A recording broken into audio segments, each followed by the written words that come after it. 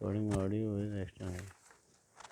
अब आप श्रवण करेंगे श्री वराह पुराण के 43वें अध्याय में पेज नंबर 97 पर 96 हाँ 96 पर नरसिंह द्वादशी व्रत, नरसिंह द्वादशी व्रत को आप श्रवण करेंगे। तो दुर्वासा जी कहते हैं, मुनिवर, पहले कहे हुए व्रत की भांति फाल्गुन मास के शुक्ल पक्ष में नरसिंह द्वादशी होती है। तो विद्वान पुरुष उस दिन फाल्गुन मास के शुक्ल पक्ष में, फागुन अब आएगा ना? हाँ फाल्गुन अब आएगा। तो फाल्गुन मास के शुक्ल पक्ष में नरसिंह द्वादशी होती है।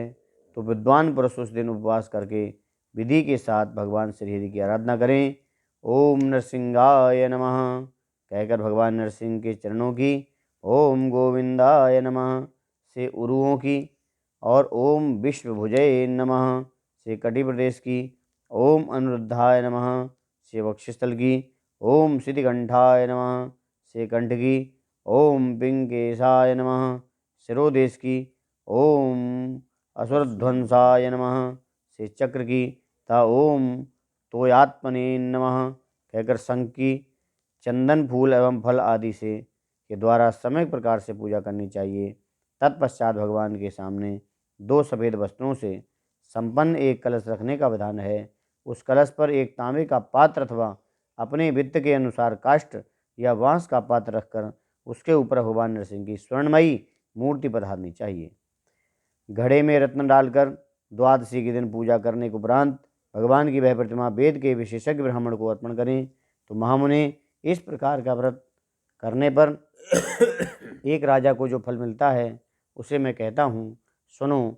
किम पुरुष वर्ष में भारत नाम से विख्यात एक धार्मिक राजा, किम पुरुष नाम था ना पहले इसका, किम पुरुष नाम था। तो किम पुरुष वर्ष में भारतवर्ष के विख्यात एक धार्मिक राजा रहते थे। उन्हें एक पुत्र हुआ जिसका नाम था वत्स। किसी युद्ध में शत्रुओं से हार कर वह केवल अपनी स्त्री के साथ पैदल ही वशिष्ठ के आश्रम पर गया और वहीं रहने लगा। तो एक इस प्रकार वहाँ उनके आश्रम पर रहते हुए कुछ दिन बीत गए। तो एक दिन मुनि ने उनसे पूछा, राजन, तुम किस प्रयोजन से इस महान आश्रम में निवास कर रहे हो? तो राजा वत्स ने कहा, भगवान, शत्रुओं ने मुझे परास्त कर मेरा राज्य का खजाना छीन लिया है, अतः असहाय होकर मैं आपकी शरण में आया हूँ। आप अपने उपदेश प्रदान द्वारा मेरे चित्त को शांत करने की कृपा कीजिए।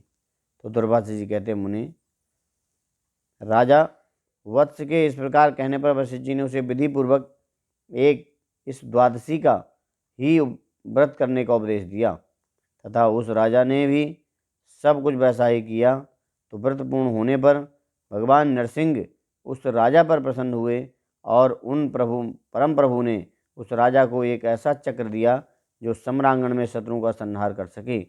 उस अस्त्र के प्रभाव से महाराज वत्स ने शत्रुओं को परास्त कर अपना राज्य जीत लिया। तो राज पर आसीन होकर उस नरेश ने 1000 अश्वमेध यज्ञ किए और अंत में वह धर्मात्मा राजा भगवान विष्णु के परम धाम को प्राप्त हुआ। तो मुने, पापों का नाश करने वाली ये नरसिंह द्वादशी धन्य है। तुम्हारे पूछने पर मैंने इसका वर्णन किया था। अब तुम इसे सुनकर अपनी इच्छा के अनुसार जैसा चाहो वैसा करो। बोल नरसिंह भगवान की जय। आनंद कंद भगवान की जय।